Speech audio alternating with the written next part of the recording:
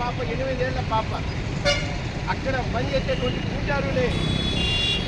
పవిత్రంగా భావించేటువంటి గుళ్ళోనే ఆ అమ్మాయిని సుమారుగా వారం రోజులు 8 రోజుల పాటు అత్యాచారం చేసి చంపిన ఘటనలు మనం చూసాం. ఇది ఆంధ్రప్రదేశ్ తెలంగాణలోకి అదేవిధంగా తెలంగాణలో చట్టం ఇలా చట్టాలైతే మారుతున్నాయి కానీ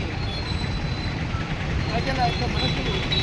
ఆ యొక్క దుర్మార్గుల యొక్క మనసు అయితే మారలేదు. కాబట్టి దీనన్నింటికీ ప్రాథమికంగా మనం చూస్తూ ఉంటే మన దేశంలో ఉన్నటువంటి పనికిరాని చట్టాలు, ఈ పనికిరాని చట్టాల వల్లే కాశ్మీర్లో 8 ఏళ్ల పాప ఆసిఫా బాను మీద అత్యాచారం జరిగితే ఆ రోజు అరెస్ట్ చేస్తే కేవలం 2-3 గంటల్లోనే ఏం తీసుకుని వచ్చినటువంటి ఘటనలు మనం చూస్తాం. మేడం గారు చెప్పినట్టు అరబిక్ కంట్రీస్లో ఏవైతే చట్టాలు ఉన్నాయో కఠినాతి ఆ చట్టాలను మన దేశంలో కూడా తీసుకొచ్చి వాళ్ళ రాజకీయ ప్రయోజనాల కోసం చట్టాలు